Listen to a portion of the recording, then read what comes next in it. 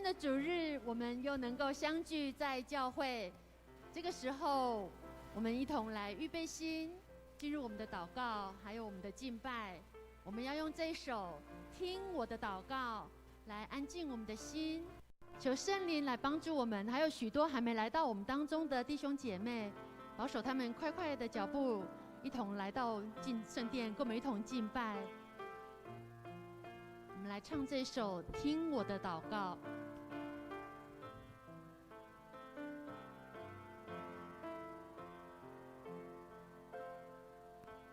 全能的上帝，愿你垂听我呼求，但愿你赐福于我，使我境界宽阔。用你话语教导我，你的双手扶持我，使我智慧与才能为你荣耀征战。愿你与我同在，做我思维的盾牌，保护我免受试探，令我脱离灾害。愿你与我同在，坐在你面前敬拜，做你得胜的器具，心中充满主爱。全能的上帝，全能的上帝，愿你垂听我呼求，但愿你赐福于我，使我境界宽阔。用你话语教导我，你的双手扶持我，使我智慧与才干为你荣耀征战。愿你与我同在，做我思维的盾牌，保护我免遭试探，令我脱离灾害。愿你与我同在，我在你面前敬拜，做你得胜的器具，心中充满主爱。是的，主，这个时候要邀请所有在座弟兄姐妹，为着底下的几个事情，我们来做公祷。首先，为着你个人跟上帝、跟神的关系来祷告。你是否有把你的全心交给神来做主，与神常常有真实的交通与祷告？你是否常常读上帝的话，与神交通，并且实践神的话语呢？你是不是接受神的鉴察，顺服他的安排，凡事寻求真理，渴慕神？这个时候求你请你开口，我们一同为你个人跟神的关系来祷告。所以说我们谢谢赞美你，求你让我们每个人在你面前能够谦卑的在你面前。所以说让我们有亲密的关系，让我们能够常常读你的话语。所以说我们谢谢你，求你鉴察我们的心，若我们有得罪你的地方，主啊，你来赦免我们，让我们能够再一次亲近你。我们感谢你。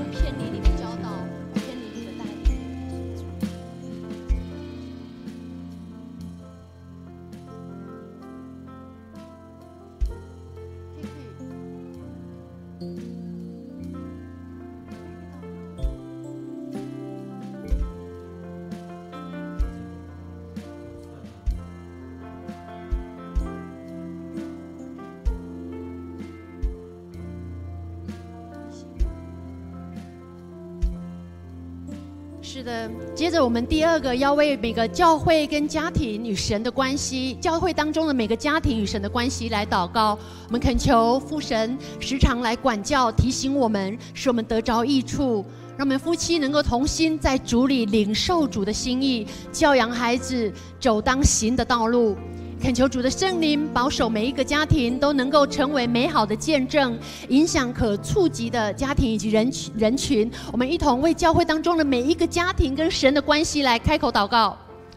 亲爱的天父，我们求你来祝福我们每一个人在家中，主啊，你来赐福我们家，让我们的夫妻在你面前能够同心合一领受你的祝福，让我们夫妻来仰望你，所以让我们能够在夫妻的婚姻关系能够遵循你的话语，来祝福我们的孩子和你们家庭当中美好的见证。谢谢你，赞美你。亲爱的天父上帝，谢谢你，求你赐给我们智慧与勇气，让我们每个教会的每一个家庭，在神的关系上有能力来抵挡撒旦的攻击与破坏，在家庭亲子关系上，以及教会的兄弟姐妹的相处上，更来学习主耶稣的温柔与怜悯，来爱每一个家人，更来修复彼此的关系。也恳求天父使每一个夫妻同心在基督里面领受上帝的心意与智慧，来教导孩子在信仰的道路上有正确的态度与行为，来行当行的道路，给每一个属神的家庭成为美好的见证，更来影响更多人来认识主耶稣。我们这样祷告恳求，都是奉靠主耶稣的圣名。阿们。接着我们要为教会当中的肢体受到疫情影响到工作、经济收入的来祷告，为落难中的肢体，在经济、在事业、在心灵、在身体病痛或有亲人离失的，为着流失的这些肢体来祷告，求主能够保守这些迷途的基督徒，这些羔羊能够快快的回转归向神。最后也为着因着疫情的冲击影响到工作事业，饱受极大的考验跟挑战的这些弟兄姐妹，恳求阿爸父神赐下智慧来帮助我们度过困境以及经济的危机，好不好？向我们一同开口，为着教会当中的肢体或你所认识的弟兄姐妹，他们在心灵上有欠安的，身体不健康的，需要治疗的，我们一同开口来为他们来祷告。哈利路亚！主耶稣，我们谢谢要赞美主，求你让你的灵就充满在我们这些受难的弟兄姐妹当中。所有人灵里面被捆绑的，被邪灵辖制的，被酒精度辖制的，主耶稣，求你来医治看顾，让我们的身体当中有病痛的得到你的医治，主圣灵的能力医治就进入到我们当中。亲爱的主耶稣基督，这个时候我们为我们落难的肢体来祷告，恳求你看顾我们中有遇到经济的困难、事业的不顺遂、心灵受压制的、身体病痛，还有失去我们亲人的兄弟姐妹，有你对我们而来的怜悯与帮助，让我们度过种种的难关，也为我们流失的肢体的羊群代祷，恳求圣主引领他们回来教会，回到我们的身边，回到我们的小组。在全球的疫情下，许多人的工作事业受到极大的考验跟挑战，求主赐下你的能力智慧来帮助我们弟兄姐妹度过工作的困境跟经济的危机，让全球的疫情得到控制。求主恢复我们全人类的生活工作一切正常。我们这样祷告乃奉主耶稣基督圣名求，阿们。接着我们要为教会的长职、团契首长、同工跟小组长来祷告，保守团契首长、小组长当初蒙召服事的心志，并且常存着渴慕敬畏的心，赐下属天的聪明以及智慧、敏锐的圣灵来带领，让服事满有恩膏、满有异象。也为着求主能够持续的复兴我们富强教会所有整体的宣教事工，带领建造信徒，成为信徒的好榜样。我们一同为教会的团契首长、长职一同来开口为他们祷告。所以说，我们将我们所有的团契的小组长，还有我们的长职，希望求你让我们能够谦卑在你面前，更多的委身在你面前。对，所有死掉10天的聪明智慧，在我们当中领受你的声音，领受你的带领。主啊，我们谢谢你，让我们能够建好的主在那边征召一个教会，成为你后期。谢谢你，招呼不同恩赐的肢体，以及团契和会长及小组长，保守他们起初蒙福的心智，常常存渴慕敬畏的灵。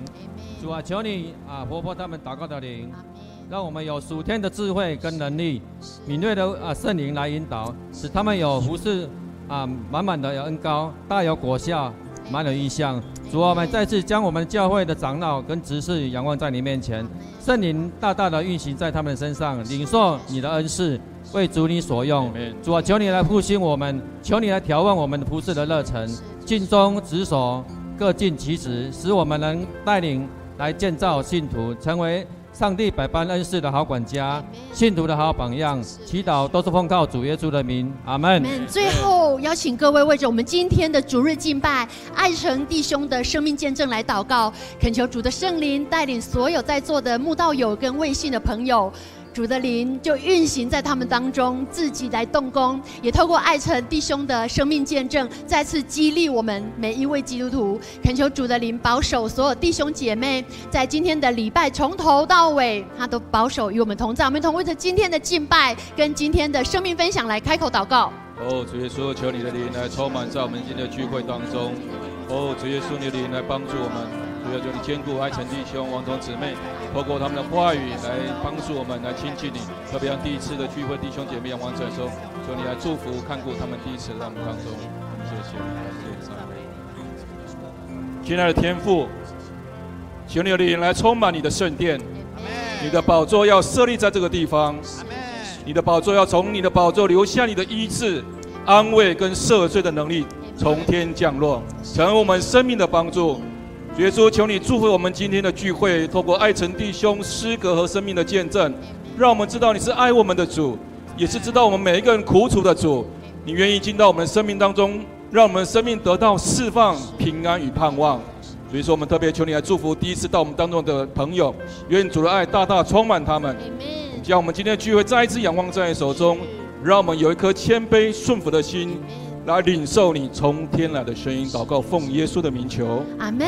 听我的祷告。全能的上帝，愿你垂听我呼求，但愿你赐福于我，使我境界宽阔，用你话语教导我，你的双手扶持我，使我智慧与才干，愿你荣耀征战，愿你与我同在，做我思维的盾牌，保护我免受试探，领我脱离灾害，愿你与我同在，我在你面前敬拜，做你得胜的器皿，心中充满主爱，做你得胜的器皿，心中充满主爱。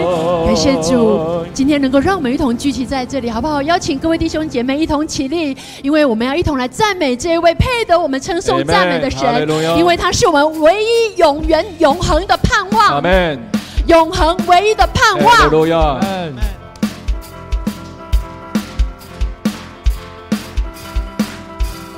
有一位真神，他名字叫耶稣，他来到这世界上，为要救赎你。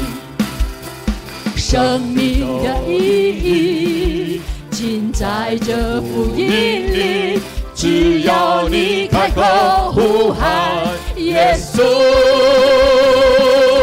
耶稣是生命一切问题的解答，耶稣是生命一切黑暗的亮光，将忧伤变为喜乐，将惧怕变为力量，耶稣是永恒唯一的盼望。有一位真神，有一位真神，他名字叫耶稣，他来到这世界上，为要救赎你。生命的意义尽在这福音里，只要你开口呼喊耶稣，耶稣生命一切问题的解答，耶稣是生命一切黑暗的亮光，将忧伤变为喜喜乐，将惧怕变为力量。耶稣是永恒唯一的盼望。耶稣，耶稣，耶稣，耶稣，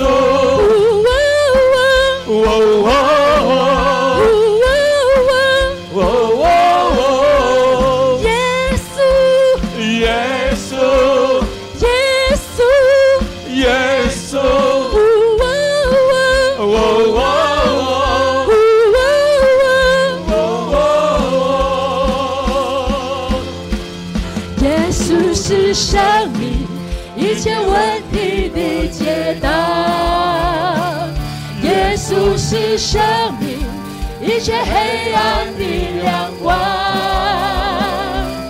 将忧伤变为喜乐，将惧怕变为力量。耶稣是永恒唯一的盼望，耶稣是生命，耶稣是生命一切问题的解答，耶稣是生命一切黑暗的亮光，将忧伤变为喜乐，将惧怕变为力量。耶稣是永恒唯一的盼望，耶稣是永恒唯一的盼望，耶稣是永恒唯一的盼望。哈利路亚！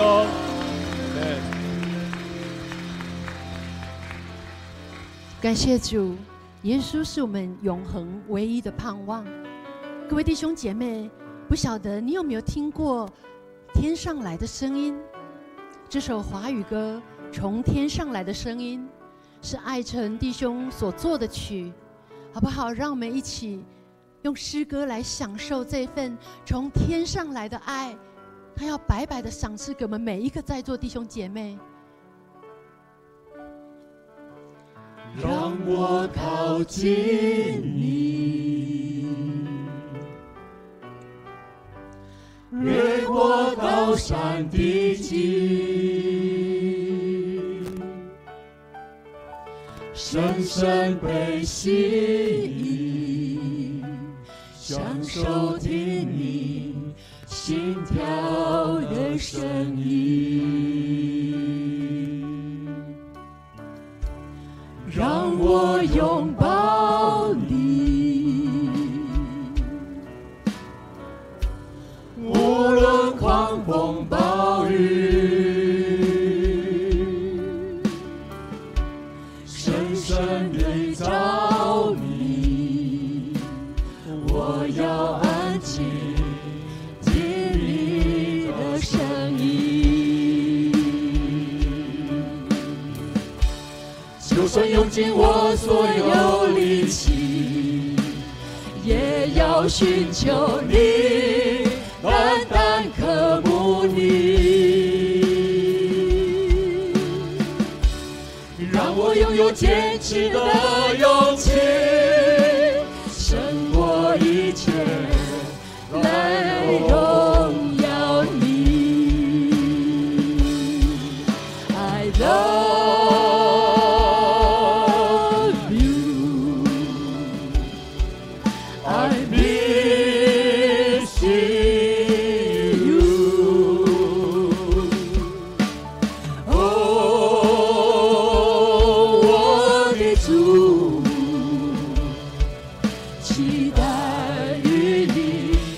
相遇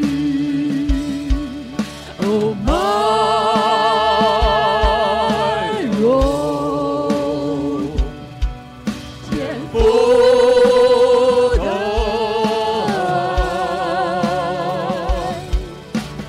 哦永不止息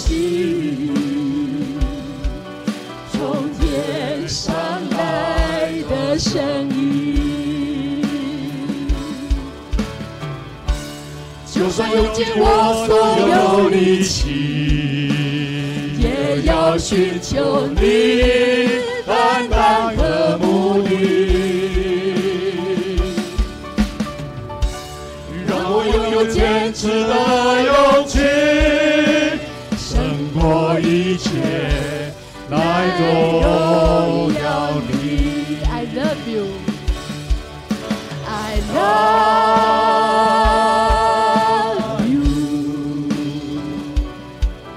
I miss you.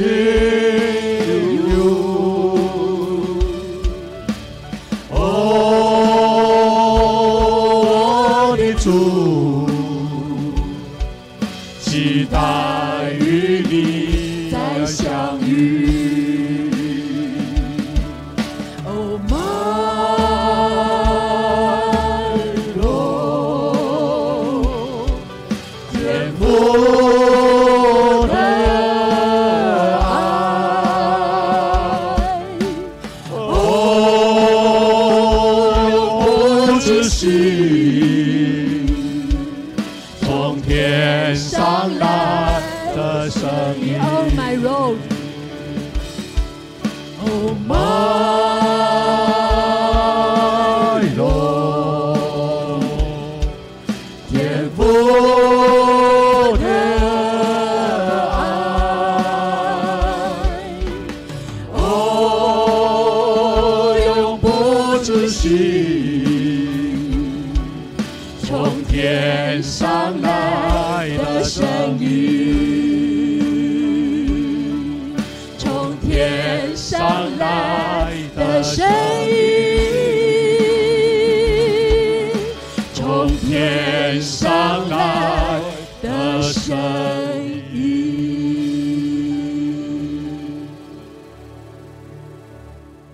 亲爱的父神，你从天上来的声音，今天要呼召我们，要安慰我们，要启示我们。这是一个恩典的时刻，感谢你。今天许多弟兄姐妹还有好朋友一起聚在这里，不是偶然的，是因为有主的爱在我们当中，圣灵在我们当中来动工。亲爱的主啊，感谢你差派了我们所爱的爱城弟兄，他们夫妇来到我们当中，他要成为你的器皿，用生命来见证你的恩典、你的祝福、你的能力以及你的掌权。神啊，我们这一群都是神所爱的儿女，无论是在富强教会很久很久的朋友，还是今天新来到的朋友，我们都知道你爱我们，你的恩典要跟我们同在。愿今天的聚会一切荣耀都归给主，我们每一位都被神的声音所呼召、所爱护、所恩典。感谢赞美你。我们要学习主耶稣教导我们的祷告文，来一起祷告说：我们在天上的父，愿人都尊你的名为圣，愿你的国降临，愿你的旨意行在地上，如同行在天上。我们日用的饮食，今日赐给我们，免我们的债，如同我们免了人的债，不叫我们遇见试探，救我们脱离凶恶。因为国度、权柄、荣耀，全是你的，直到永远。阿们。我们用掌声谢谢神，谢谢，请坐，我们请坐。今天欢迎我们所有的教会弟兄姐妹，还有很多新朋友来到我们当中哈。那我们为了把握时间，我们所以把一些流程呢就把它缩减，然后要把时间都交给我们的爱城弟兄。我们先请我们的诗会、我们的三营执事带领我们读一段非常重要的经文哦。你不只是要读，而且要了解这一句话在讲什么，好不好？把时间交给我们的三营执事。恭受上帝的话。今天的圣经有2段，第一段是马太福音16章26节，我们一起来读。来，人若赚得全世界，却赔上自己的生命，有什么好处呢？人还能用什么换回自己的生命呢？第二段圣经在雅各书4章6节，请。但神所赐的恩更大，所以经上说，神抵挡骄傲的人，施恩给谦卑的人。愿上帝赐福听他话语的人。这时候我们把时间交给夏牧师来介绍我们今天的讲员爱成弟兄。好啊，我们各位好朋友、各位弟兄姐妹，大家平安。啊，今天是很难得哈，我们在大概4月的时候，爱成弟兄来到台南，也是来做诗歌见证。因为一个空档时间，曾经来到我们教会，先跟我们打招呼。那时候我们就期待说，我们已经预备好11月14号，爱成弟兄来了我们当中。那个时候他觉得哇，非常期待，非常棒，很自信的说一定可以。没想到5月就疫情来了，最多那个时候5个人可以在教堂。今天满满的弟兄姐妹，我们为这个事情感谢神，好不好？拍手感谢神。因为我们在整个教会的事工计划节目当中其实是在9月份的时候要举办一个幸福小组，要邀请很多新朋友先参加小组，了解到底你们在信耶稣在信什么，然后等到这个时候再请爱成弟兄来我们当中，把他的感受、生命分享给大家，让大家好像有一个先预备的流程但是神特别的安排我们的幸福小组今年没有办法办，但是这个名人开讲一定要办所以刚好疫情刚好解除了，我们爱成弟兄就可以来今天呢，不止爱成弟兄来，他的美丽的太太王彤姐妹也来了，我们拍手也欢迎一下王彤姐妹谢谢。在认识的时候才知道说原来王彤姐妹就是我们架杠的台南人啦。她是读崇明国中毕业的所以你们都有崇明国中的校友吗？很高兴所以呢，而且呢，我们这一次是什么原因呢？是因为我们的生平兄孟汉兄跟一芳姐他们夫妇就是王彤姐妹的阿伯所以我们借着这个管道真的把它锁定了，今天要来到我们当中为了让他们能够畅所欲言，而且能够唱美好的诗歌，我们就不拖大家的时间。我们今天中午不会赶着回家吃饭吧？还好啦看他唱多久，我们就听多久，好不好？好，我就时间不耽误，来拍手欢迎我们的爱成弟兄。好，谢谢。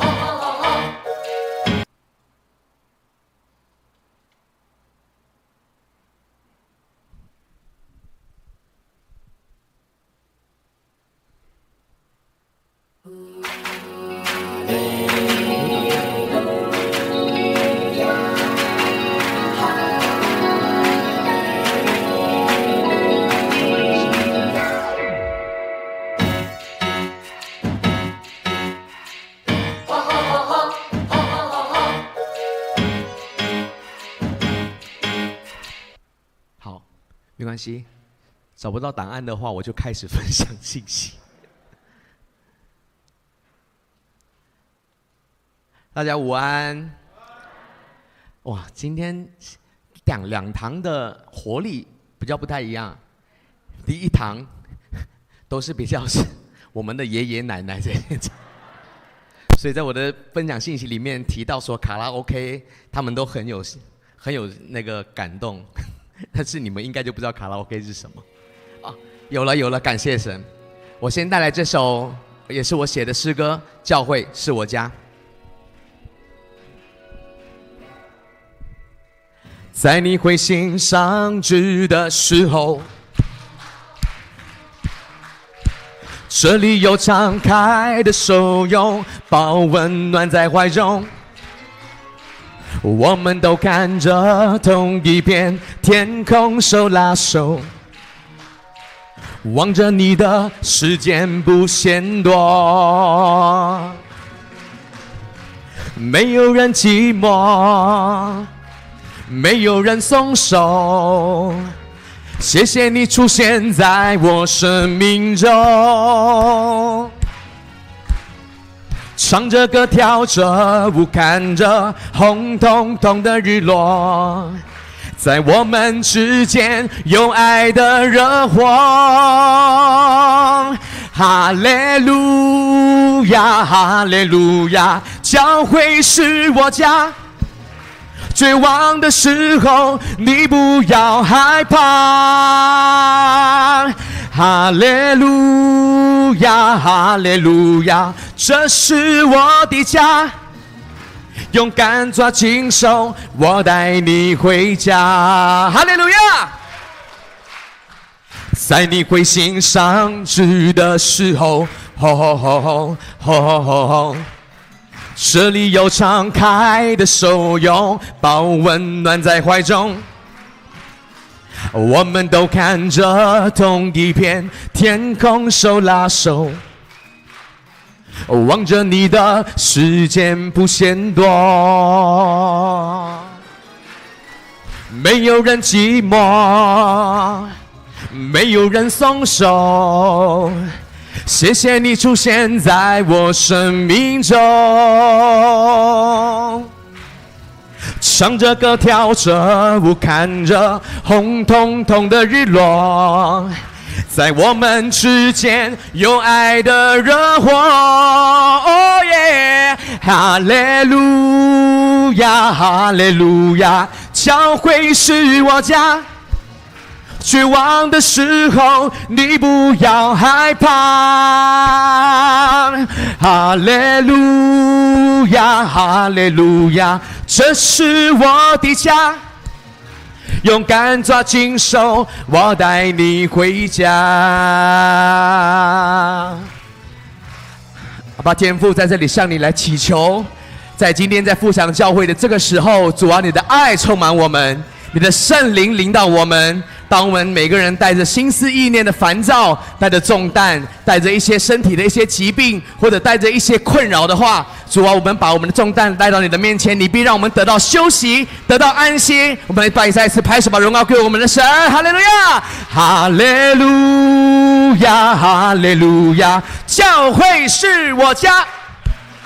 绝望的时候，你不要害怕，哦耶！哈利路亚，哈利路亚，这是我的家。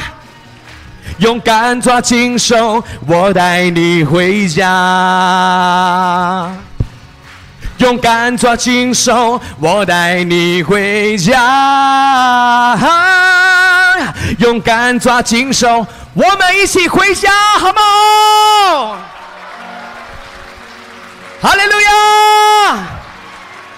哈利路亚，主必得胜，主必得胜，哈利路亚。感谢神，接下来这首歌，耶稣送给大家。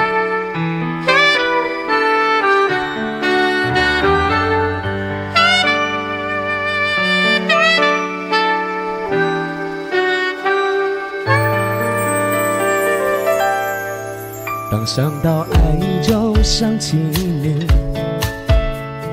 好想都忘记，在我不堪中仍就此应许失去了过去。当追求爱就找寻你，不说出委屈，是加灭冤仇，百姓罪恶中救赎我和你。哦耶稣，哦耶稣，让我与你共舞。哥哥他闪电，加利利湖边，浪漫爱恋。哦耶稣，哦耶稣，让我与你共度，不知该纪念，或是那一天我们再相见。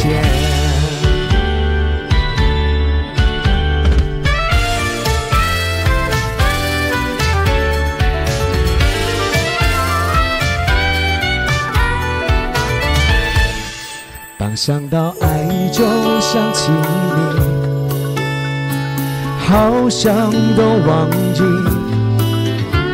在我不堪重，仍就此应许，事情都过去。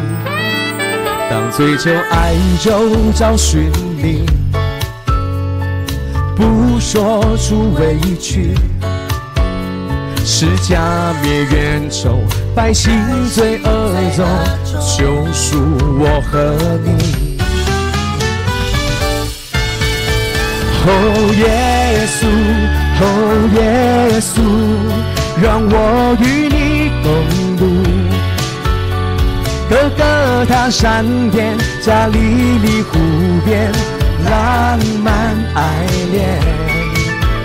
哦耶稣，哦耶稣，让我与你共度，不知该纪念，或是那一天我们再相见。哦耶稣，哦耶稣，让我与你共舞。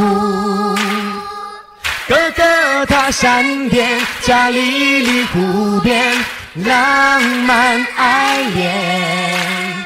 哦耶稣，哦耶稣，让我与你共度，不知该纪念，或是那一天我们再相见。哦耶稣，哦耶稣，让我与你共舞。哥哥他山巅，加利利湖边，浪漫爱恋。哦耶稣，哦耶稣，让我与你共度，不知该纪念，或是那一天我们再相见。不知该纪念，或是那一天我们再相见。哈利路亚！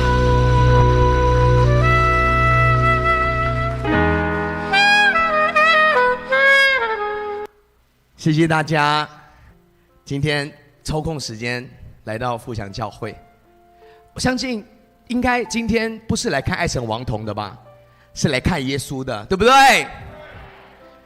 但是应该有一半的人应该是想看爱神王童的绯闻，是吧？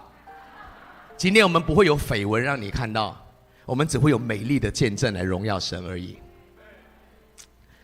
其实很多人现在常常在讲说爱神是个暖男，现在很多媒体啦，很多人说我应该是了，但是以前很多年前就不是了。我以前常常在我生气的时候，在我不满意上帝帮我安排的时候，我总会跟他说叫耶稣来都没有用。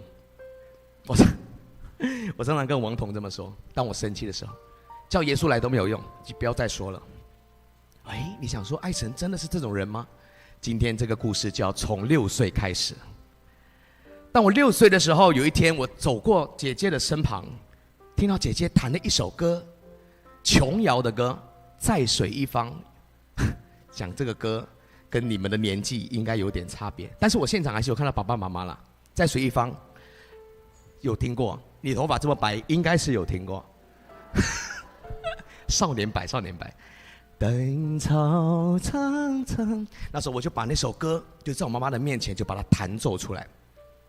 哇，我妈吓了一跳，想说5岁，我5岁，当时5岁半6岁，我弹得出来。妈妈说哇，那你怎么可能会弹？那我要听凤飞飞的那个歌呢，我也弹；我要听那个邓丽君的歌，她只要哼我就弹。哇，居然我可以在她面前每天这样弹，她要听什么歌我都可以弹。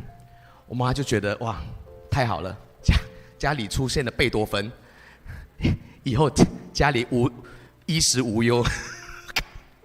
妈妈第一时间就送我去雅马哈学钢琴。一进去，哇，老师说他什么歌都会弹。老师说，那你还让他来学什么呢？结果我就在雅马哈钢琴学院连续3年得到了钢琴冠军，听起来很厉害，哇，无师自通，到哪里都是风云人物，在学校校长常常叫我到台上去弹琴给大家听。我在家里，马来西亚蛮无聊，平常就是生育，所以亲戚朋友非常的多。平常来到我家那个客厅坐满，就大概类似现场这样的情况。喂，我就穿着，我妈妈就学裁缝，帮我做了一个燕尾服，我就穿着燕尾服在那个钢琴前面，这样哇，想象我的客厅就是国家音乐厅。然后家人、亲戚、朋友就开始点歌啊，我要听那个谁谁谁的歌。那时候当然就是什么，30年前的姜育恒啊、王杰啊那些歌，我就一首一首弹给他们听，然后亲戚朋友就给我打赏。从小就很富有，然后我有一个弟弟呢，每天就拿那个枕头戳啊戳，走过来，哥哥我要跟你玩，我说你不要过来，你不要弄脏我的燕尾服，什么咖跟我玩啊？你没有看我是音乐家吗？我是从心底发出来的，因为我觉得我长大就是音乐家，跟弟弟不配跟我玩。有一天他就走过来，穿那个睡衣麻纱的，我就拿那个打火机给他点，哦，没有烧死他啦，就这样的衣服整件烧起来，然后过30年了，这里还有疤，哎，你看这么严重。有一天我就跟他玩玩具，看他很讨厌，就推他的头，就撞保险箱，以前家里保险箱，缝17针。哦，我爸不打我的，从小到处陪我去弹琴啊比赛。那天把我吊起来打不是打17针，一直打整个晚上。哇，爸爸很生气。为什么我会这样？因为我觉得当时就是一个骄傲，觉得目中无人。然后爸爸妈妈做衣服给我，爸爸陪我弹钢琴，都是理所当然的。结果呢，有一天有一个姑丈就打电话来到我们家，就跟我说，我们开了一家卡拉 OK。40年前卡拉 OK 很厉害哦。你要现场有知道卡拉 OK 的吗？好，我还是看着你讲好了，因为你头发比较白。卡拉 OK 40年前，哦，很大一间，真的很大一间，很大的规模的卡拉 OK。我就摆了个钢琴，我每天下课就在那边弹。哦，客人就开始点歌了，然后我的钢琴上面呢就放一个鱼缸，然后他就投钱，哇，每天晚上很丰盛，那个钱很多，我就跟自己说，书都不用念了，长大当音乐家就可以。结果我姑丈说，你这么会弹琴，你应该也会唱歌吧？那天我就在那个卡拉 OK 学了人生的第一首歌，送给你，王杰的歌，忘了你。忘了我。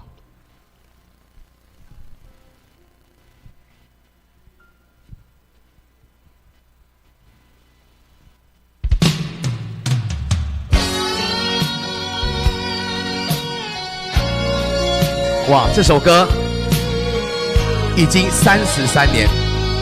阿丈，这首歌在发行的时候，你在谈恋爱吗？还没有谈恋爱，你搞我骗。会唱的话，跟我一起来唱。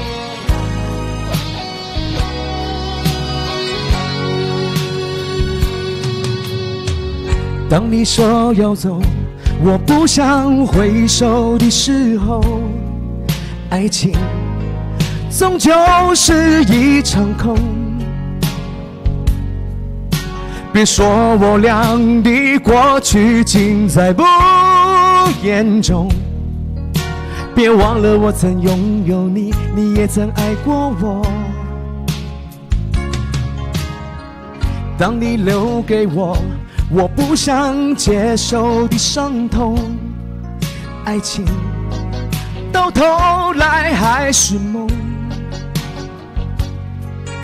别说我俩的世界有太多不同，就说你已经忘了我，你就要离开我。谁能够告诉我，我是否付出太多？就当我从来没有过，还是消失在我心头。谁曾经提醒我，我的爱没有把握？就当我从来没有过，还是忘了你。你们唱，会唱嘛？啊，谢谢谢谢。啊，没有我想象，现场还是有这个年纪的人在现场，那我就放心了，因为本人的故事很多是那个年代的。结果我就在那个卡拉 OK 就开始唱歌，我就放弃钢琴了，我就不学钢琴了。我常常在回想啊，如果我当时在雅马哈继续的学，搞不好真的我跟朗朗是同学，搞不好啊。但是就是怎么样，上帝给你才华，但是你也要努力的，你不能说得了才华恩赐，然后可以什么都不干，也不可能。但是我就当时就真的就放弃了，我就去好好唱歌。在那个卡拉 OK 当中呢，很多人就跟我说，唱歌在这边唱没有用，要唱到台湾去。台湾才天王巨星啊，罗大佑、李宗盛，对不对？所有的还有陈淑桦，对不对？当年啊，都是要啊，讲点年轻的，杨丽花，喂，没礼貌，哈，周杰伦，任贤齐。不是，因为当时我在讲的故事是我那时候8岁的时候还没有周杰伦，不然你不要拉走我的年代，你弄乱了我。对，我就想说，哇，对，没错，要来台湾当歌星。我每天就打开报纸，那时候很多马来西亚也很无聊嘛，就常常很多歌唱比赛，我就打开我看，我就一直比赛了10年的时间，我比了超多的比赛。其中还有一场16岁我永远不会忘记，连模仿刘德华我都去，因为全家都爱刘德华。我妈妈从小就跟我说，我长得跟刘德华有一点点类。我每次讲这个，我至少讲了400场的见证。为什么每次讲这个大家都要哄堂大笑？因为我跟刘德华讲起来太没办法结合在一起了，是吗？你不要看我的脸，看我的西装也可以。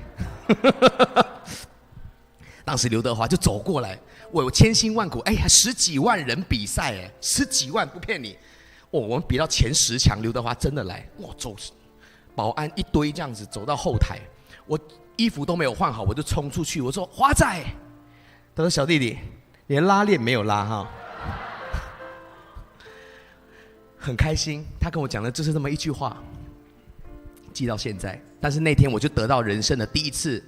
也不是耻辱，就是失望，因为我从小呢就一直比赛，都是冠军，第一次输掉了，你第2名，第1名是一个印度人，他有一个鹰钩鼻，跟刘德华长得好像，差一点点要去整形，你知道吗？我那时候一直在看鼻子到底能不能整成鹰钩的，幸亏没去，结果就输了，在家里哭，妈妈就说没关系的嘛，但是。里头骄傲，就觉得自己永远要当第1名，拿第2名都不行。但是在这10年当中，比了这么多比赛，每次都说第1名有唱片合约，结果都没有。然后我爸爸呢，就帮我录了个唱片，拿到台湾，每一家唱片公司发，你们听听我儿子的声音，没有人理他，2年了，打个电话都是失望的。结果有一天呢，皇天不负有心人，有一天有一家唱片公司打电话，我当时19岁。他说：“你的孩子，我收到他的 demo， 声音还不错，把他带过来。”哇，我全家就帮我打包行李，那个行李也好像要去美国住一辈子那种样子，好大一咖。结果一到唱片公司，我就把唱片给唱片公司老板，他就把它放着。他说：“我们今年呢的目标是要发一张台语演歌专辑。”他就拿叶启田大哥的专辑给我。他说：“你回去听一听。”我说：“我听不懂。”我说：“我们马来西亚真的没有接触日本演歌啊，台语演歌。”我说：“我这个不会唱。”他说：“不会唱，那我就没办法跟你签约喽。”当然我就回去饭店。隔一天我就打电话开始找他，想要推翻他的想法。这个人从到那个时候到现在，我就再没有看过他。我就只剩1万块。他给我1万块台币，8000块付房租，2000块在身上，几天而已，便当就吃完了，剩零钱，就开始买吐司拿在手上，吐司发霉了还拿着，前面还有鸡腿便当，还有水饺，最后吐司发霉了还不能咬整片，只能咬2口，台北车站、228公园、台大医院什么那一带，都是我能躺能坐的地方，因为不敢回房间了，那么要来要房租我没办法给，我就这样，然后也不敢跟爸妈讲，因为想说爸爸妈妈从小就期许我当天王天后，怎么可以这么简单回去？要给他忍下去。哇，真的在西门町3个月我也不知道为什么活下来，但是就真的是受到皮包骨了。然后真的到没有办法的时候，我就刚的时候跟唱片公司有大家见面有名片，我就打到一个叫吴先生，他说：“哎，你怎么会在西门还在这里？那个唱片公司是没有谈妥是吗？还是怎么样？”他就叫我来他的办公室，他的办公室就刚好在附近，我就去，他就听到我的消息，他就把我这个债务啊，就是清一清房间什么，他就说你睡在我办公室我帮你发唱片。我就看奇怪了他办公室都没有人，他一个人而已。原来他应该是他是倒闭的一家唱片公司。然后我就住在那里，一住8个月。他其实也是算好心人，他觉得这个孩子还不错，帮他找钱，帮他发片，搞不好我的公司能够东山再起啊，到处找钱。然后我就在我是打不死的蟑螂的精神，就在那个办公室一直写歌，一直写歌。那个大楼呢，有医生、护士啊，免疫学会的都很安静的文书。然后有一天，2个阿姨走过来说：“你不能天天在那边写歌，我们这个大楼有律师啊，什么都很安静，你这样写吵到我们。”我都吵得很大声。我说我是唱片公司的歌手，他们的印象中这里好像不是唱片公司，但是他觉得这个孩子看起来忧忧郁郁的没饭吃的样子，他们就好心把我带回家。给我吃的，给我穿的，给我住的，哇！当时候真的是突然间雪中送炭啊！但是也因为19岁，心里也有点怕怕的，因为毕竟是鲜肉嘛，对，怕有遇到什么危险。结果没有，他们真的就是把我当成孩子这样照顾，好几年干妈就叫他干妈。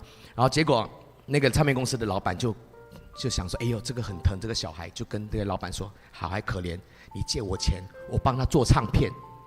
结果那个2个阿姨也蛮有钱的，就借他200万。200万是可以做唱片的，够钱了，就开始做录音。但是录，这老板可能欠债欠太多了。有一天晚上他就走了。我那2个阿姨说，哎呦，那200万拿去哪里？我说我不知道那老板已经走，然后做唱片那个音乐老师。也没有收到钱，结果那个唱片就草就了事，放到市场。当然，当年你看那个唱片都是一张比一张宣传的多厉害，那个专辑完全放3天，那个玫瑰大众唱片还记得吗？就打电话说，把唱片退回去，全部堆在家里。我就忧郁症了。从小在想，不是什么音乐家吗？来台湾不是一定美梦成真吗？怎么会是流浪西门町？然后老板跑了，然后唱片又不卖。结果我就忧郁，我就躲在一个房间点蜡烛，不吃也不喝，等死。眼睛慢慢看不到，耳朵慢慢听不见，头发开始在掉。那个2个阿姨看到这个情况不对劲，讲说：“哎呦，他这样死在台湾不好交代。”他就打电话给妈妈，打给我妈妈，就说要把他送回去然后结果就真的把我送回去马来西亚。当时我妈妈就在机场看到我，就直接哭了，就心里想说：从小栽培我什么音乐家，应该是害了我了。我爸就说结束了，你没有念书，爸爸也没有骂你，但是唱歌这条路已经10几20年，爸爸从来没反对，全力支持，这一次就结束了。我就跪下来，我跟爸爸说，我只会唱歌吃饭，唱歌吃饭，唱歌吃饭而已，我什么都不会，求你让我回来台湾。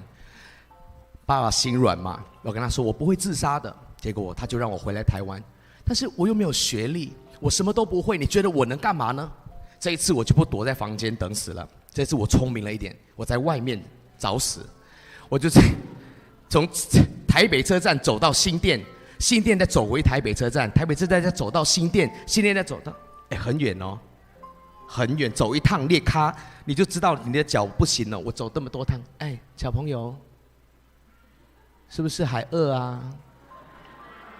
好，结果我走到公馆的时候，完全眼睛，我觉得整个人都已经不是我自己的时候，突然间上天就说有一个声音很明显说上这一台公车，我就听人之将死也听一下话，我就走上去。他说你现在好饿了，想死的人怎么会饿？他说好饿了，你要吃木薯芽卷。我想说为什么要吃木薯芽卷？很怪。你们知道木薯芽卷是什么吗？台南应该很难找，对不对？不好找啦。我就坐那台公车，一路看到底哪里有木薯芽卷，坐了20分钟半小时，突然间看到有一摊木摊阿姨在做木薯芽卷，我就跑下去买。结果我们那个木摊呢，就在台北的新店行道会的门口。当时是礼拜天，大楼在敬拜，唱这首歌《耶稣爱你》。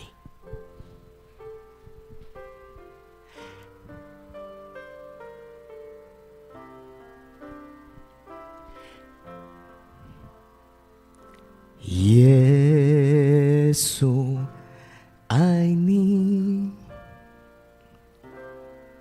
耶稣爱你，在你生命中最大的福分就是耶稣永远爱你。耶稣救你，耶稣救你，在你生命中最大的盼望就是耶稣他能救你，救你脱离罪恶权势，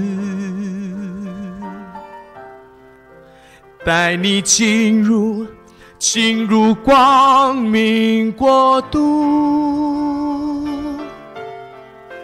哦，耶稣爱你，他能救你，耶稣永远爱你。当时新店行道会的门口就很多同工，就把我看到一个40几公斤的一个那种忧郁症的孩子那种样子，就把我带到2楼。当时张茂松牧师要开始讲道，其实我没有进去，我2楼我就晕倒在外面，然后我就一直哭。我发觉神就跟我说：“你不要害怕，回家了，发生任何事我都与你同在。”我在外面睡了3-4个小时，结束了聚会，他们就说：“跟一个姐妹组长小组的组长玉兰姐，她现在好像在新竹当牧师。”他那时候是新店小组的组长，他就跑到我面前说：“你还好吗？我们等一下下午还有聚会哦，你要不要到我家去？”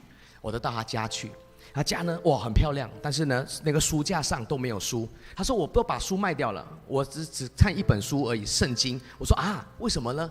他就说：“我爸爸是赌徒，弟弟是吸毒的，妹妹酒店上班，我呢，婚姻破碎，然后本来要去自杀，结果。”有一天神跟我说：“给我用，不要死。”他就去念了神学院，他就在小新店那边牧养很多的小羊。结果他爸爸、他弟弟、他妹妹，全部因为他的生命改变，全部改变，受洗成为基督徒。拍手把荣耀归给神。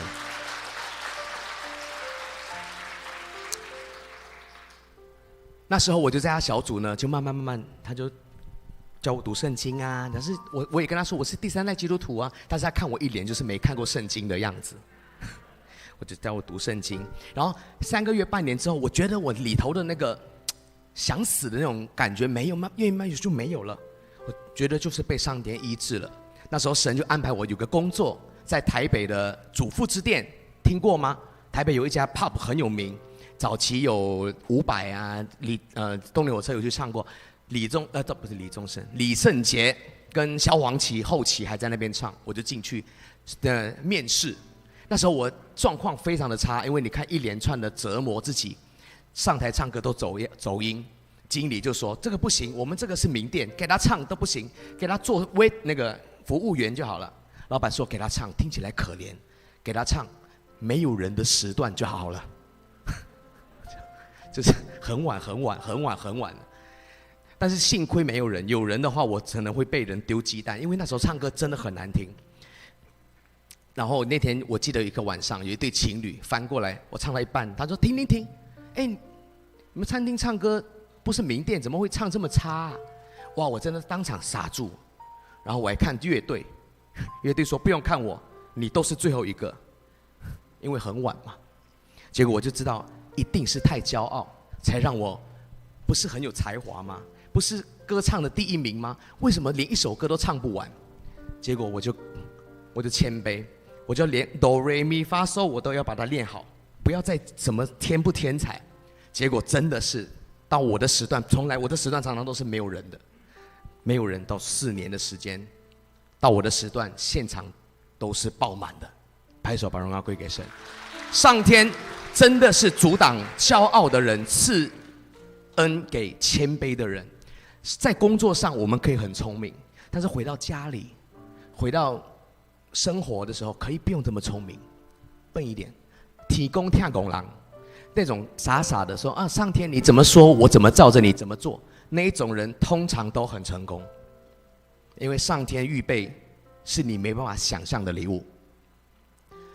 我记得在那个 pub， 我就想一辈子躲在那里了。有一天有一个老师就说：“哎，你要去比赛超级偶像星光大道啊，不要躲在这里。”我说：“我以前比赛家里的奖杯比妈妈的锅子还多，我还是在这边，所以我还是不要去好了。”他说：“不是，你不要躲在这，世界美丽很精彩，你可以出去走走。”结果我就听他的话，想说也不可能一辈子躲在主妇之殿，我就出去了，我就去比赛超级偶像。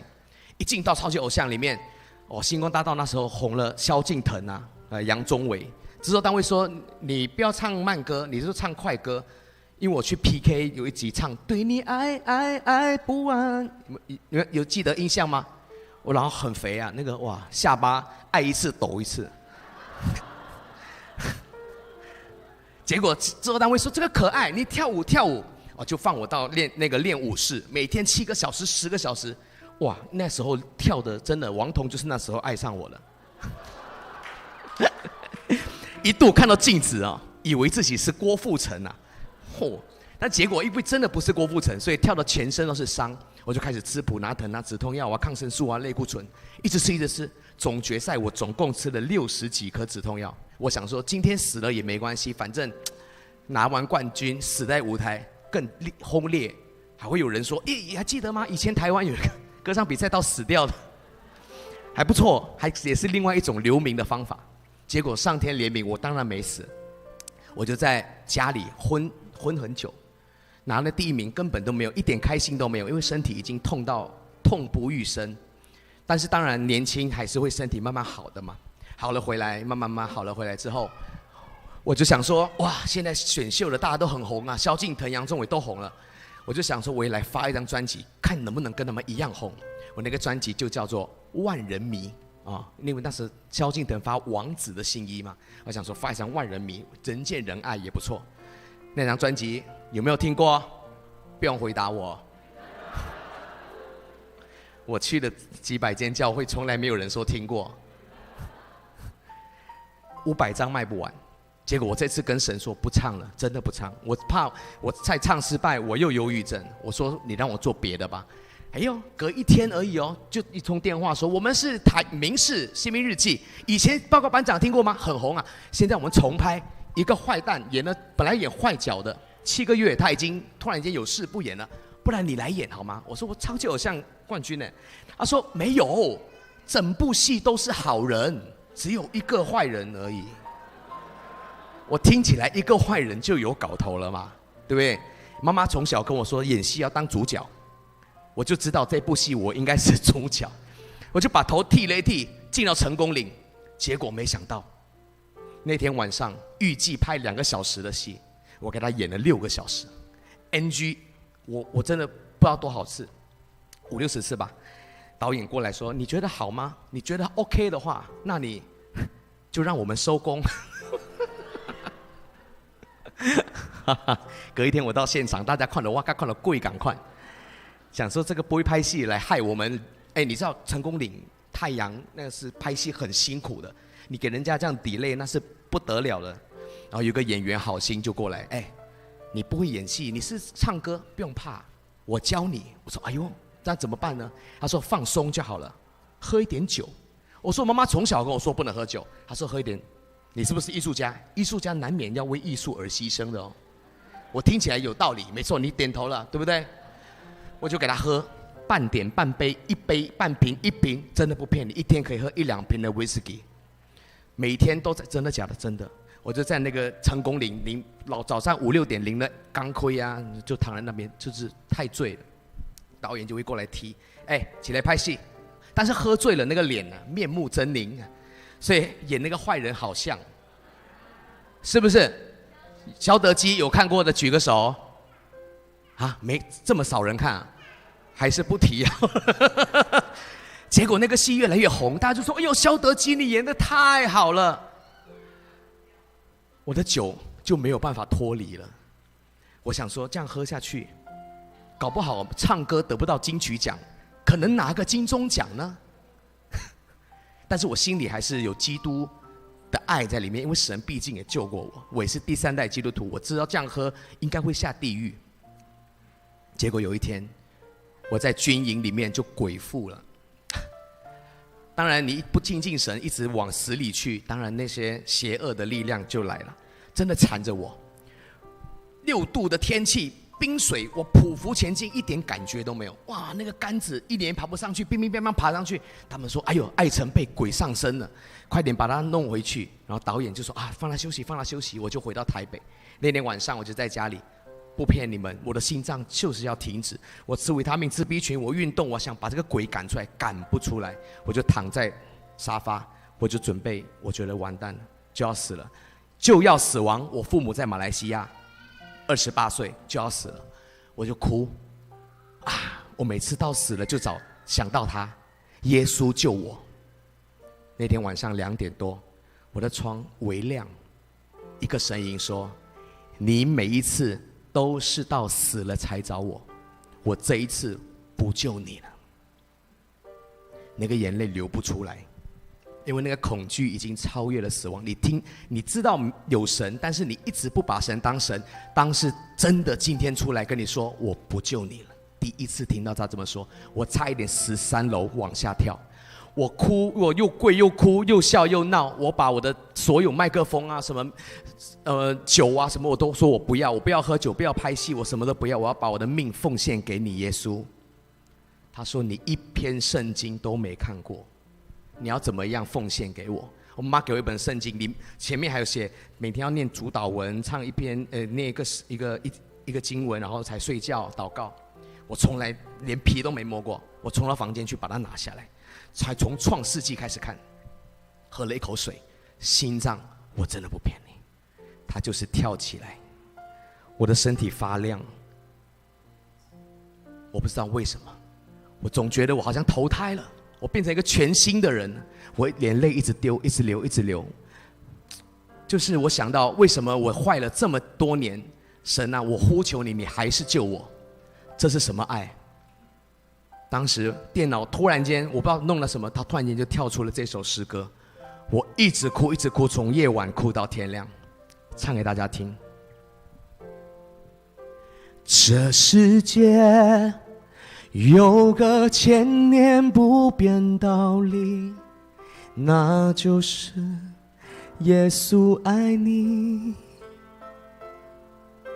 在世上没有任何的逼迫患难能使我们与神的爱隔绝。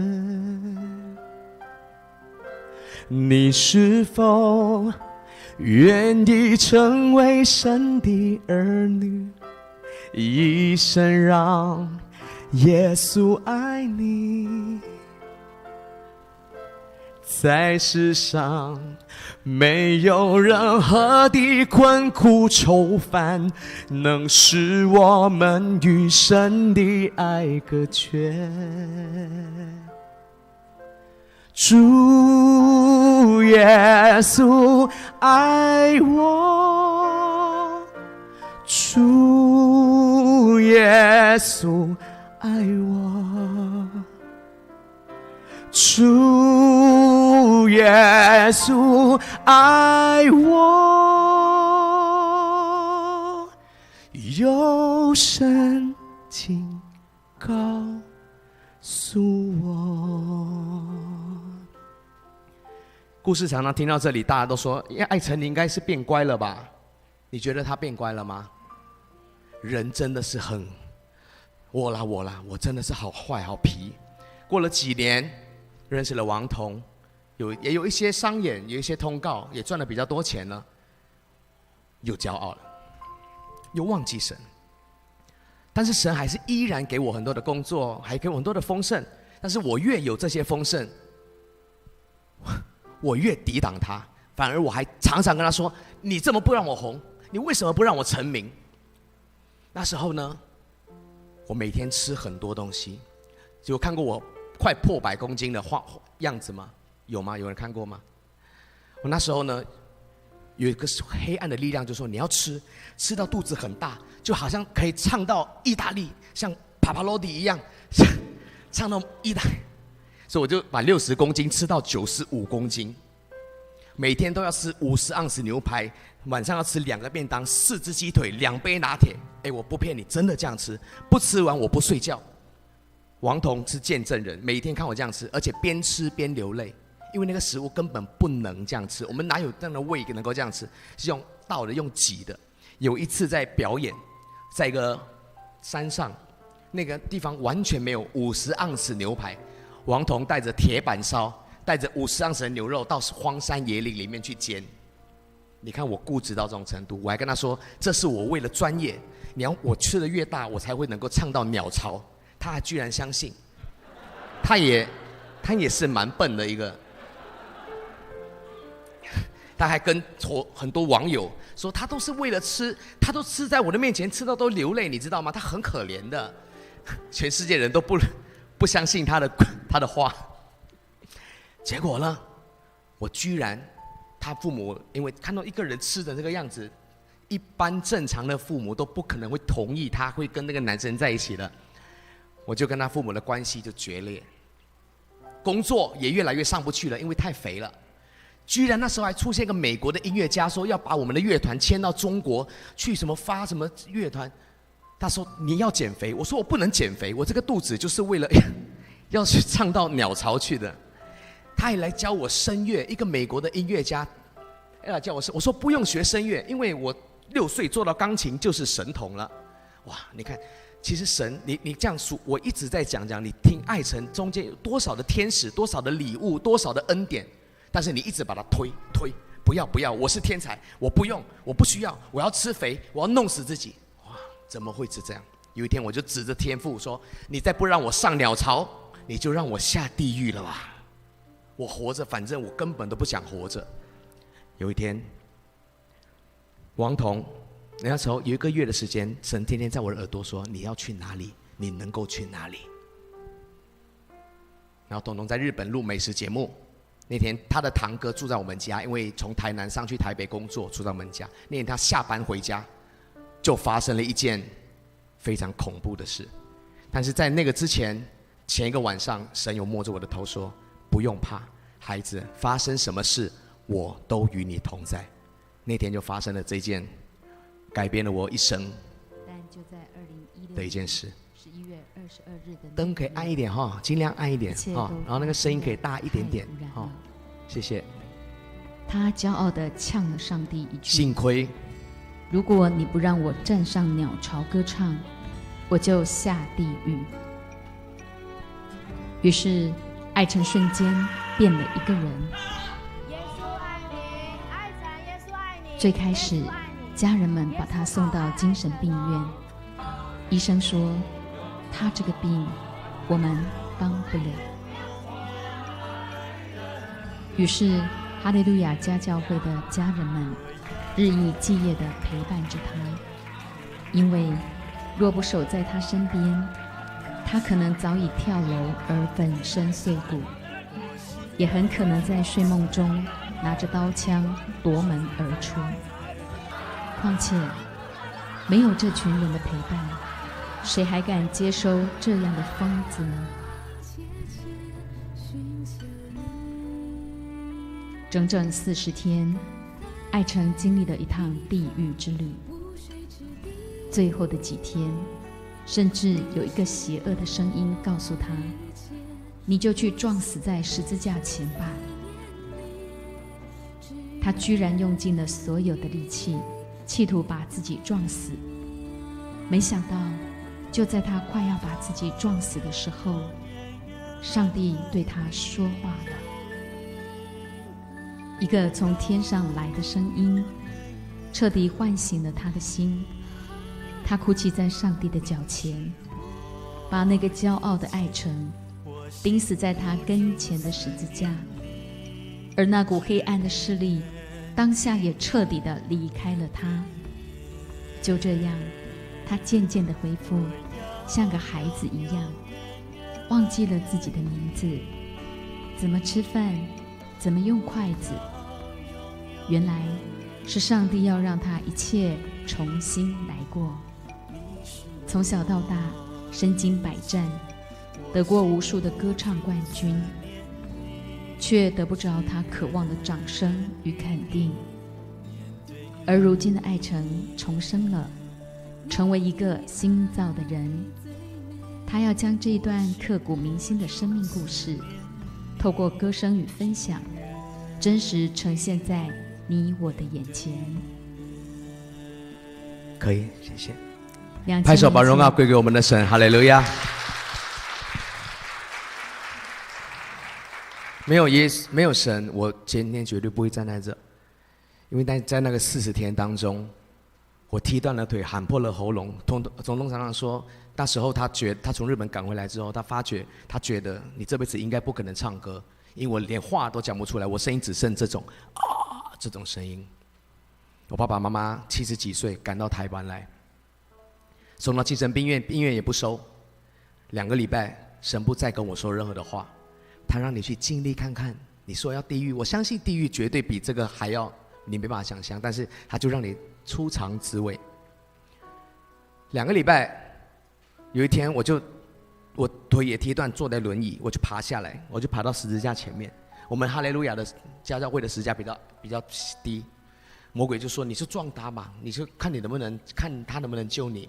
我就抓着撞，一股力量突然间就推着我，你就不能撞。他说你跪下来跟我悔改。哇！我当时跪下来，从半夜3点一路悔改到天，我把我最龌龊、肮脏、不该、固执、骄傲多年来的所有的那些，我觉得太不配的，在神的面前悔改。我又吐又哭，那个邪恶的势力就不见了，就离开了。结果呢，我就连吃饭、喝水、尿尿都忘记，都不会，真的不会。统统一直说你叫艾诚，对。那我又看他，他说你叫艾诚，你叫艾诚。我忘记我叫名字，我忘记父母的名字，我忘记统统是谁，我忘记吃饭喝水，什么都不会。他就陪在我身边，喂我吃饭，跟我说这是高丽菜，这是花野菜，这是豆干，这是饭。但是我还我觉得我脑袋好像还记得一件东西，我就爬到钢琴前面。当我的手在弹钢琴的时候，里面居然还有旋律，我的手居然还可以弹钢琴。这时候上帝跟我说，孩子，这是我6岁给你的才华。我就哭了。原来他把我所有的东西夺走，就是要告诉你不要骄傲。从6岁你觉得很骄傲的那个才华，是我给你的。我跟爸爸说你收走，我不配。我甚至心里想，你能收走吗？我继续的弹，我的眼泪不断的流。突然间我的手跟脑袋顿时就弹不出任何的音符。我放了下来，我终于知道我的每一个呼吸，原来你都知道。原来我的人生从出生到死亡都在你手中。原来我做的任何的事情，若不是你的计划，都是一场空。他说，孩子为什么搞成这样？我说我不想死。他说我没有要让你死，你看你身边有多少爱你的人，怎么会搞成这样？你不用当音乐家，也不用当什么国际巨星，你只要乖乖做我的孩子就好了。从那一天开始，我从此不再，我心里可能想做的东西，想要固执的东西，只要我一想到神，我就不要做。神帮我开了曾经开了快4间餐厅，因为疫情收了2间，最近疫情快结束，又莫名其妙又再开1间，生意呢真的还很不错。但是我根本不会煮菜，我也不会做生意。当我到这5年当中，我到任何地方去传福音，或者是常常乖乖聚会，常常读经，生意他自己会很好。但是我有时候顽皮一下，你就会看到他生意就会下滑。他就是这么好玩。早说到我跟王彤，你看到这个影片，看到我种种的一个见证，应该没有人会觉得艾瑟跟王彤的婚姻应该是很儿戏的吧？我们的婚姻，我们的爱情应该很难，还是今天我相信这1个小时是很难说得清楚。在这场风风雨雨当中，但是我发觉我最近有一个祷告是非常跟神的一个祷告是非常好的。我常常跟神说，若这个疫情你要让我的餐厅全部都关掉，你就让它关，因为这是你开的。如果王彤不是你要给我的女人，要成为我的另一半，我就不要娶她，我们就不会在一起，你就把她带走。但是当我做这种祷告的时候，很好玩，因为神的爱太大了，餐厅它就是不会关，而且他还跟我说7月7号你们去结婚吧。当时我听到7月7号去结婚，哇神啊！那时候媒体闹得正夯，那个电视台正乱，然后一片混乱。我打电话给他讲7月7号结婚，我相信他也很怀疑，真的是神说的吗？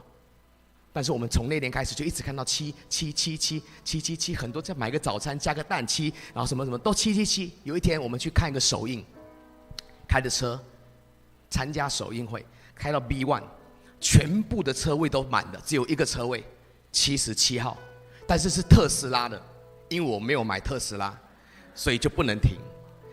结果就开到 B2， 都是满的，也只剩一个车位。我跟他还有张云京也在车上。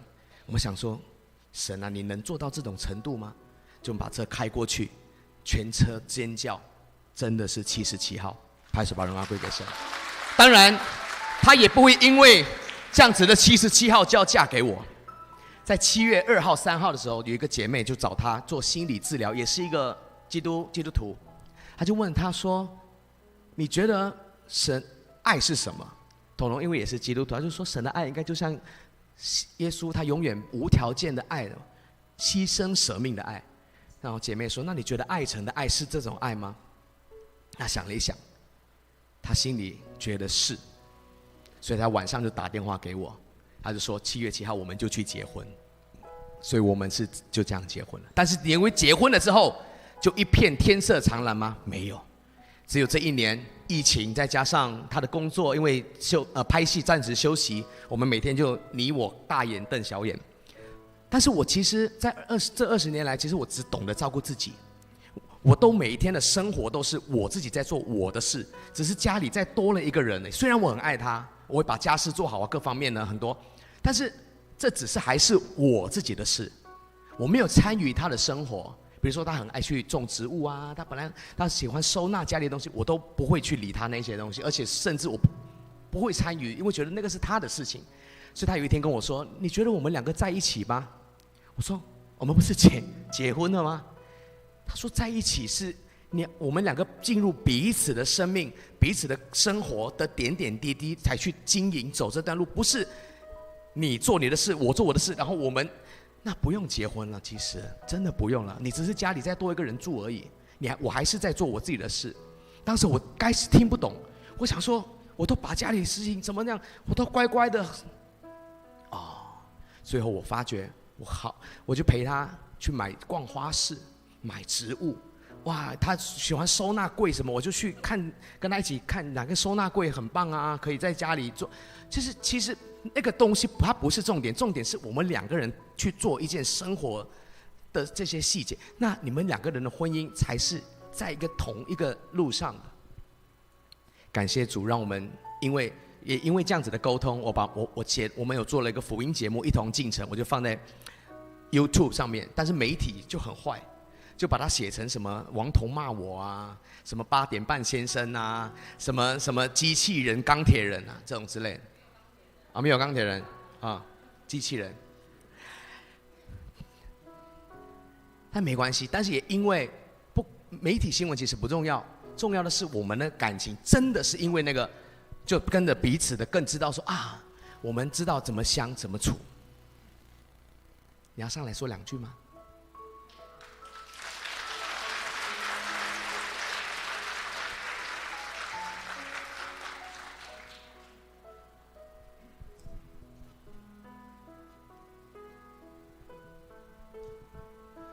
大家平安。好，你们每次 Q 的人都很突然的。好，感谢神，我觉得今天很丰盛。就看到艾成的影片还是很感动，虽然早上看过一遍，但是第2次看还是不一样，因为神的恩典每天都是新的。那其实我觉得我跟艾成就是我觉得我们的爱情跟一般不一样的是，我们懂得如何进步。因为我觉得每天活到老学到老嘛，学无止境。但是要怎么学，这个很重要。要学什么？公说公有理，婆说婆有理。到底是你要听我的，还是我要听你的？但是当我们中间有个中保，有个耶稣的时候，我们就可以听他的真理，我们就不会在那边争到你死我活。对。然后刚刚听到艾成的故事，你看他竟然什么都忘记，他还是有记得弹琴。神说他的选召跟恩赐是没有后悔的。而且其实大家刚刚有说嘛，你在发作的时候，我人在日本。其实我在日本也经历了很大的神迹，但是我从来没有讲过，今天跟大家讲好不好？那时候我去日本做的是公益节目的美食节目，然后他们就有派一个翻译给我，我就记得我的房间是731号。其实我看到731这3个数字，我是非常安心的，因为7就代表完全嘛，3是复活，1是真神嘛，所以我进到那个房间，其实我是很平安的。然后我打开房间，哇，超小的。我心里想说，日本应该不会这样招待贵宾吧？然后当我打开房门的时候，我对面就是因为我这边是单号数，然后对面就是双号数偶数的房间。我听到我的翻译说：“哇，我的房间好大！”然后我就冲过去，天哪，像行政套房又有客厅，又有一个吧台。我心里想说，他是不是给错了？然后我也没有想他，但是因为731让我很平安。结果当天晚上，我就接到泽泽我堂哥的电话，说艾成发疯了。然后他就视讯，我就打艾成的手机，他完全不接，他根本就不知道，他已经不知道自己他已经没有那个 mind 了。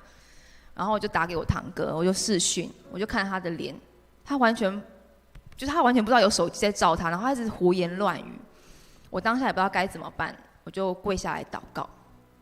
我就记得我的牧师，就是我的牧者跟我讲过一句话，他就说，魔鬼不怕我们祷告，但是他怕，就算不是基督徒，他跪下来祷告，魔鬼也会怕。但其实我也没有别的方法了，我就一直跪下，然后讲主祷文，讲着讲着，竟然我就方言祷告了。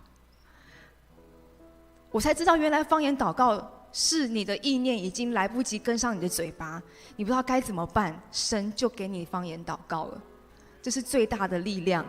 我当下真的哭到不行，然后忽然有个意念跟我说：“孩子，你去看窗外。”我就站起来，我就把我的窗户一打开，一个大大的红色十字架竟然在我的窗户外面。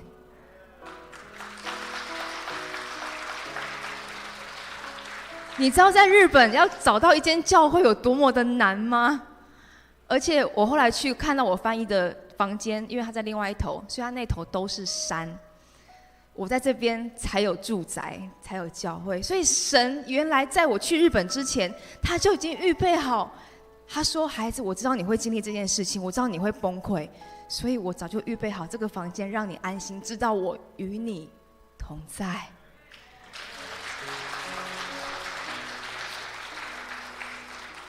我感到我那时候马上我在日本，我还要强颜欢笑，因为我是公益大使。但是我真的只有从神支取力量，我就一直不停的敬拜赞美，只能唱诗歌。然后我回到台湾，我看到他的样子，其实后来很多人问我说：“为什么你不会害怕？”我说：“我好像没有时间害怕，我只担心他这辈子是不是不能再唱歌了。那他不能唱歌，我就要这样照顾一辈子这样子的他，我也没有关系。”然后我就问牧师爷爷说：“是不是该送去驱魔？是不是好像去问一下有没有什么方法？”但牧师爷爷给我一句话，我就非常安心，我就持续祷告。他说：“黑暗不用赶，光进来，黑暗自然就退去。”我觉得这句话真的是大大的安慰我。只有神的话才有办法安慰受伤的人，只有神的话可以。我想跟大家说，最后就是基督徒真的没有什么了不起，教会也不是什么好人好事代表，而是破碎人的意愿。当你愿意承认我们是破碎的，当我们愿意我们是失丧的，神就可以进入我们的心里，带你走这一生回家的道路。圣经就是我们人生的使用说明书。我们这辈子有无数次的选择，但你今天扪心自问，你满意吗？你跟你身边的人的关系，你满意吗？我们这辈子学习的爱对了吗？我们真的都有处理好吗？当我们在最后关头的时候，你在意的还是那些跑车，还是好几栋房子吗？不是我们在意的是我们爱的人有没有在我们身边，我们在意的是我们爱的人有没有得着这份信仰。因为我们没有办法成为任何人的帮助，只有神看我们为尊贵，也成为我们的力量。当我在无助的时候，只有神可以帮我啊，不然还有谁能帮我呢？最后谢谢大家来听我们今天的福音，然后也希望今天大家都可以带一份新的礼物回家，祝福大家。谢谢王彤。最后我带来这首歌，我以前在台上唱诗歌，我都觉得浪费我的生命。当神这样救我之后，有一天神跟我说：“你要为我写歌吗？”我就写下了这首歌《从天上来的声音》，连歌名他都跟我说，这首歌叫《从天上来的声音》。他说：“没有什么事比我用你还来得更好。”送给你们这首歌《从天上来的声音》。刚刚诗班，谢谢富强教会的诗班，一起敬拜这首歌。那我第一堂就哭了，我觉得我何德何能可以把这样的歌献给神？如果会唱的诗班，我们一起开口唱好吗？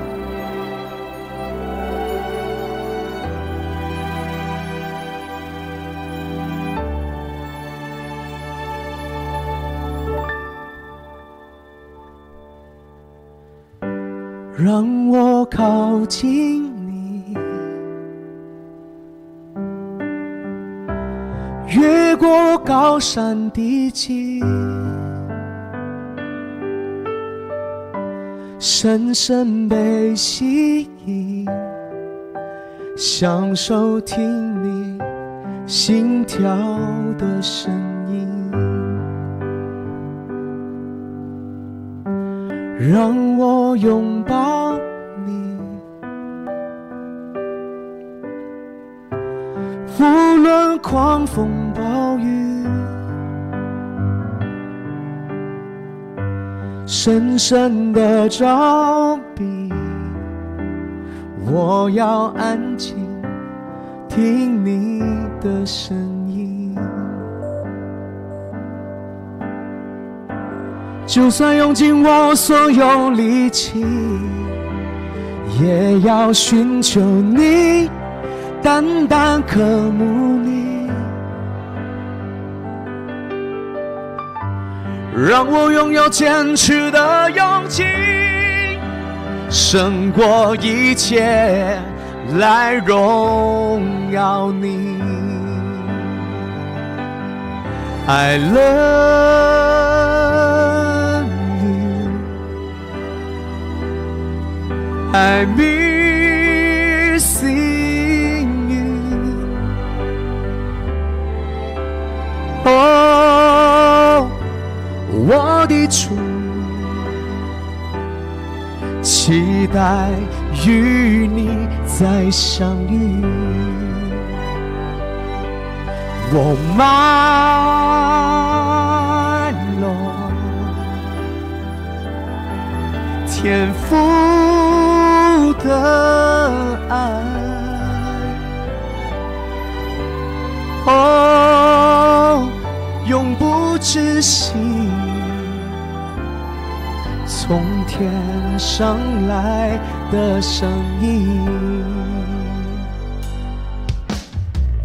谢谢夏牧师，谢谢富强教会的所有的家人。那这2堂让艾成跟王彤也为你们来做见证，也谢谢大家抽空来听我们的见证，把一切的荣耀都归给我们的神。谢谢大家，愿神赐福我们每一个人，让今天神的爱、神的灵就住在你的里头，你里头的所有的伤痛、所有的重担，今天都要完全的离去。哈利路亚！谢谢，谢谢，谢谢艾成弟兄，谢谢。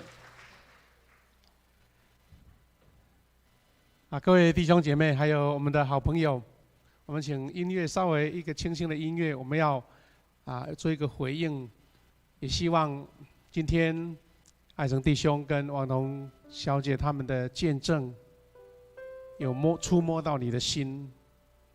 我们是不是把眼睛闭上好不好？回忆一下艾成弟兄，他曾经跌倒，曾经迷失，曾经流浪街头，甚至遇到最重大的身体的病痛，被鬼附。但是神爱他，让他好像重生，回到上帝的面前。也许我们都很追求世间的荣耀、光芒，或是财富，但是神说：“艾成弟兄，你是我的爱子，我要你在我的生命当中来丰富你，来让你用你的生命，用你的歌声，用你的见证来荣耀上帝。”我们在座当中，我们的亲朋好友，我们的会友，你今天觉得王彤姐妹还有艾成弟兄所做的见证，你有受到帮助的，请举手好不好？你觉得受到帮助，对你有帮助，谢谢。好，艾成弟兄所做的见证，他在讲这位耶稣，耶稣改变了他。还有他在台北参加的教会，一群爱主的弟兄姐妹照顾他，帮助他。你觉得你也需要这样的帮助，请你把手举起来好不好？请你把手举起来。你需要主耶稣的帮助，就像他帮助艾成弟兄跟王彤姐妹一样。好，手放下，谢谢。这时候牧师要为大家做一个祝福，如果你愿意说帮助是给艾成弟兄新生命的主，我也需要，你就听牧师的祷告，你自己说：主啊，我也需要。我们一起来祷告。亲爱的天父上帝，你是活活的主，是生命的主。你在艾成弟兄的一生的过程当中，许许多多的时间，当他要跌倒，甚至失去生命的时候，你就拉他一把，你就保护他，就像保护眼中的瞳人一样。主啊，你是给他很多的恩赐，当他要用自己的方法去追求的时候，跌跌撞撞，受伤许多。但是主，你爱他，让他重新回到你的怀抱。今天在你的面前，用歌声，用他生命刻骨铭心的经历来见证主。亲爱的主耶稣，求你这样的爱，这样的恩典，也是在每一个弟兄姐妹身上，特别是今天来到我们当中的新朋友，因为他们也同样需要主耶稣的爱。这个爱是永恒的，是永远不变的。即使我们东奔西跑，即使我们离开了主，但是主仍然不离不弃。主啊，求你赐恩典给所有的亲朋好友，大家能够领受这份的爱，在人生的道路当中，我们就不再迷失，我们就不再跌倒，我们就不再被遗弃。主，你的爱永远的拥抱着我们。奉你名来祝福今天所有听到这个见证的弟兄姐妹，圣灵亲自来动工，圣灵亲自感动你，因为主耶稣爱我们。感谢赞美主，祷告奉耶稣基督的圣名，阿们。再一次我们谢谢我们的爱城弟兄王彤小姐，谢谢，谢谢，谢谢，谢谢。因为时间的关系牧师做一个简短的报告，那我们要请我们的执事来收奉献。我要跟各位在座的新朋友讲我们在信耶稣的人在参加礼拜的时候会做一个奉献，按照你的能力。你今天如果是新朋友，你就不用放奉献，只要用感恩的心就好。牧师一边报告，那一边请同工来发这个奉献袋到你面前，你觉得我有感动就放进去就好了。那第一个呢，我们今天的聚会呢，就是等一下我们收了奉献唱诗歌就结束。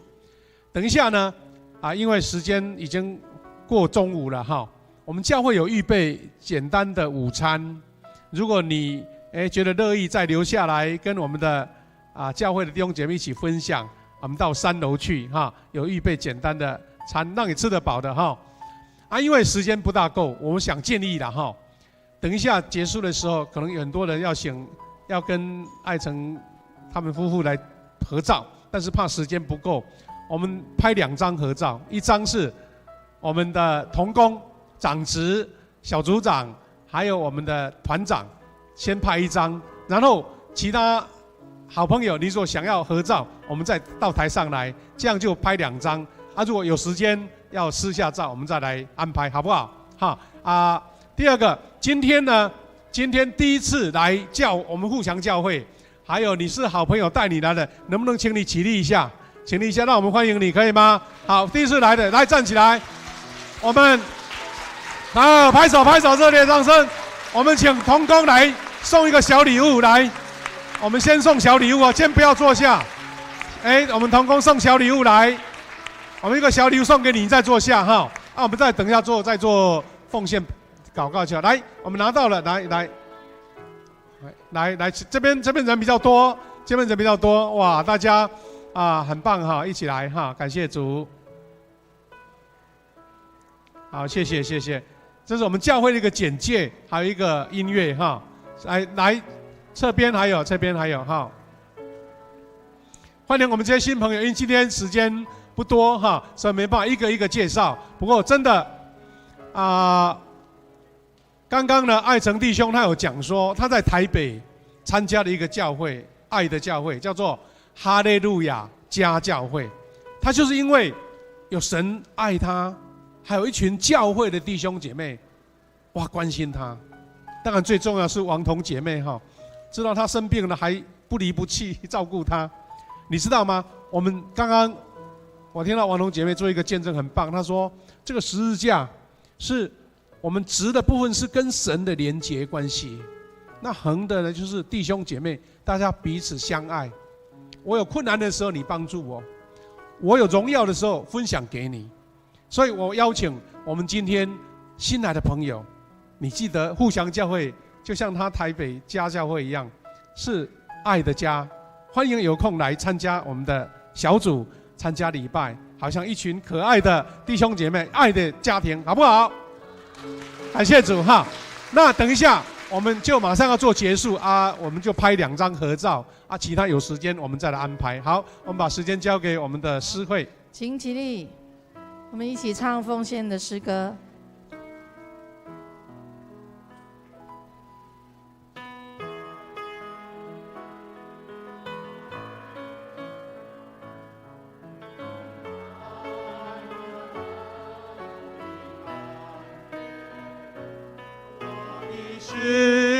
深深被你吸引，爱你是我的喜乐，一生爱你，一生敬拜你，一生爱你，一生荣耀你，一生奉献，一生不回头，一生爱你，跟随。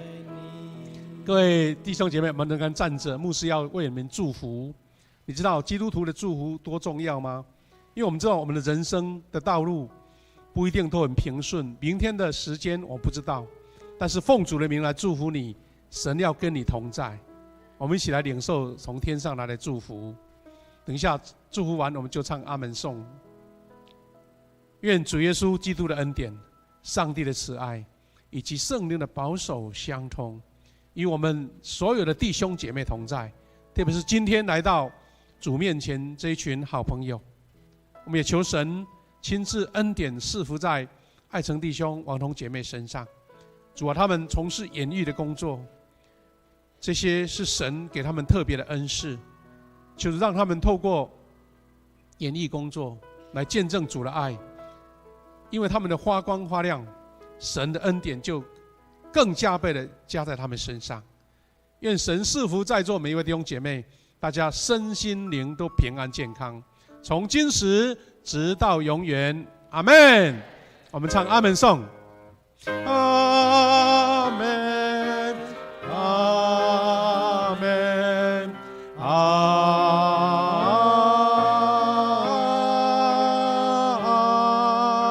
们。我们请坐，请坐，谢谢。我们请同工哈，长职同工到前面来。那我们要拍一张合照，然后所有要一起合照的在一起。我们请同工把这个垫子再往到旁边去。